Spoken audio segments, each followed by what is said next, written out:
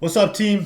Solid day on the charts. There's a little bit of chop. We had to deal with some manipulation, but overall a good day. Good day. I'm 3 for 3, up $1,000. So I'm happy. I actually, to be honest, I did not think I would be up that much after watching last night run 900 points overnight. Like today was one of those days that I thought was going to be tougher, but the system played out right. So that's all we can ask for. So let's get into the trade recap. Now I took 3 trades. They were all level trades.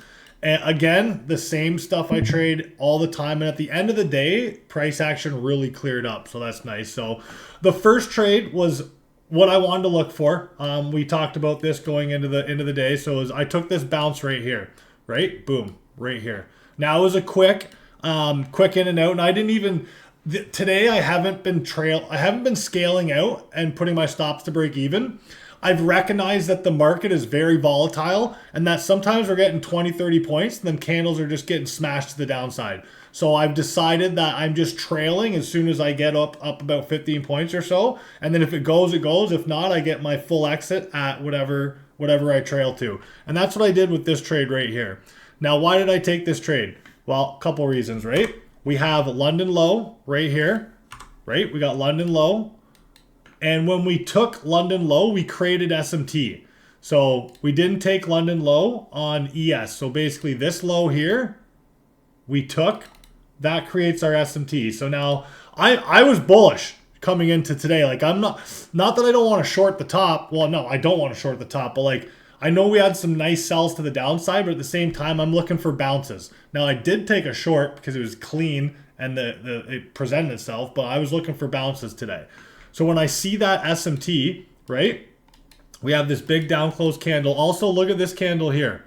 From that swing high all the way down there, that's a 112 point candle. So what I'm looking for is this 2-minute candle right here to close above the level. Once that candle closes, the body, when we cross that body close, that triggers my entry. So that's all I caught there. It's only about 17 points, but I'm cool with that. Now I thought this thing was going to go. I really did. I thought this was manipulation. I thought we were going to go, but it didn't. So I'm not going to sit in the trade hoping. I'm going to take my profits and walk away, right? Now I do want to go over one thing here. I was looking for a short at this level of 24,250. I had this high mapped out and I was looking to see if we would take that and then get below this level, but it didn't happen. But we did have a beautiful sell on it. We did have a beautiful sell. Like if you look, we tapped it perfectly, then just melted to the downside, right? So, but I didn't catch it. I didn't catch that one. So the next trade, I know a lot of people, we were looking for a bounce in here. We were, okay? We got this 15-minute gap right here. So if you go onto the 15-minute time frame, what do we have? We have a 15-minute gap, and we have a key level, 25,060. Okay, so I was looking for a bounce here, but I just did not like the structure. Like when we came down and started to do this right before hitting the level, that tells me just to not even participate at that time. With time and price right there, like it's just not giving me what I want to see. So we did have a couple. I know some people in the community took some bounces off this level, but what I was looking for, and again, this is on the 2-minute time frame, I noticed that we held this level once, twice, 3 times, 4 times, 5 times, 6 times. We held it 6 times right there. So once we got displacement below that level, then I was interested in a short. Where's the displacement? It's not a big displacement candle, but right there, there's our displacement. And I'm watching these candles print, right? And I don't know if you guys remember it. I'm like, well, there's the first 2-minute candle close below the level. Let's see if we can stay below the level and catch a short to the downside. Let's see what we can do. Now, my entry is actually over here. So right here, boom.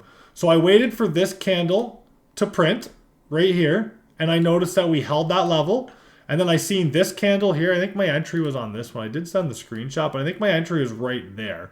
So I noticed that we came up and retested that level multiple times with those wicks, right? So you see, right? You see, just drop a 1 if you guys see what I'm talking about. Level hold, level hold, level hold. We got displacement, retest, retest.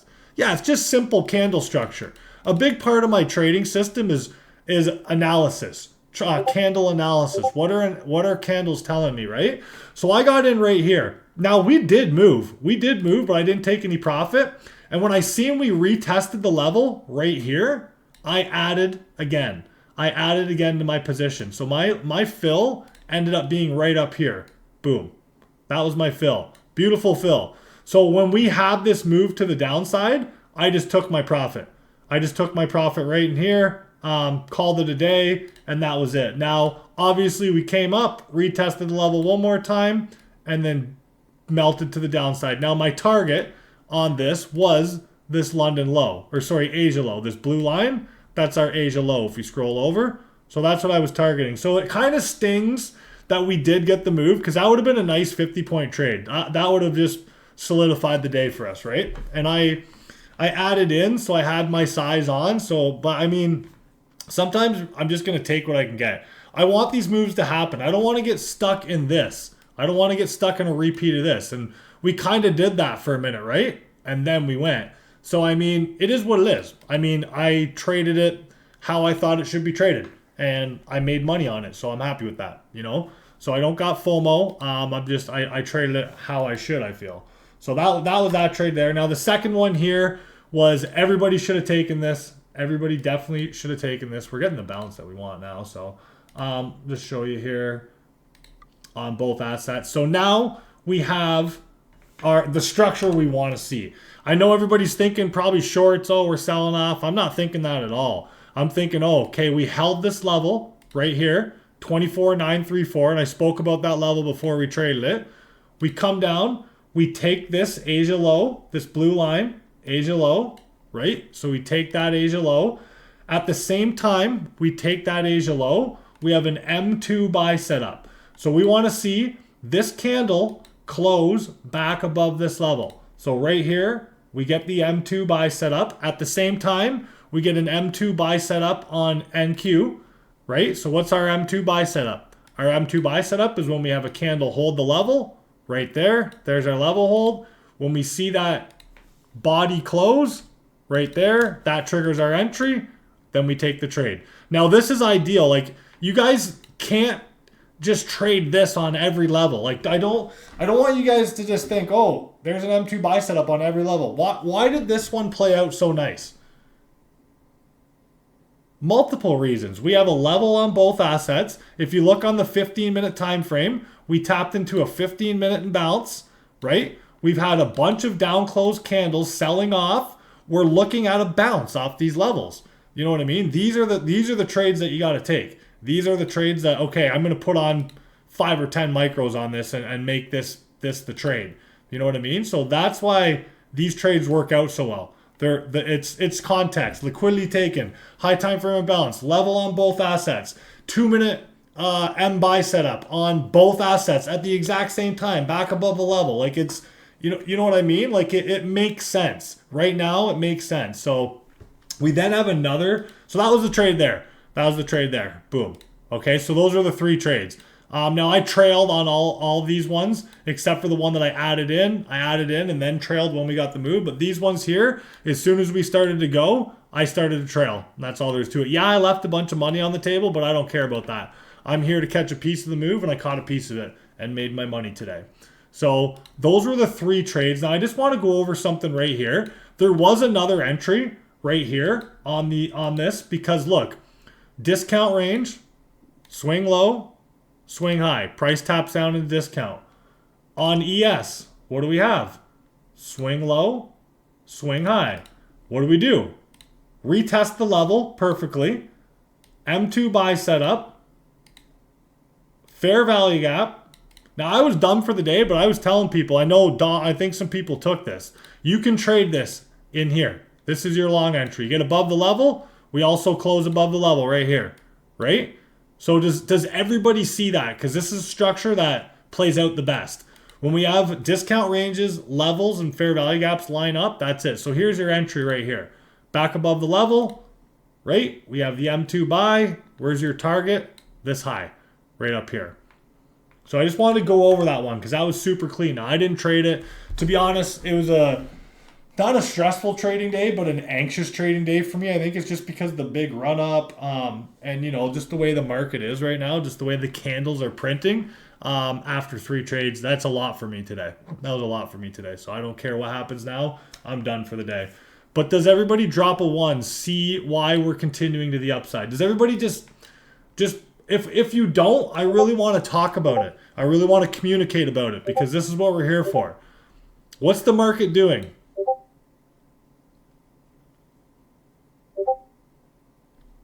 I talk about this all the time. Looking at this structure right here, what is the market doing? Yes. Fucking right, Rosebud. Let's go, girl. We find a bottom at our key level. We have a high time frame imbalance, the 15-minute imbalance. We then travel higher, hit discount, higher low, have another discount range. Swing low, swing high, higher low.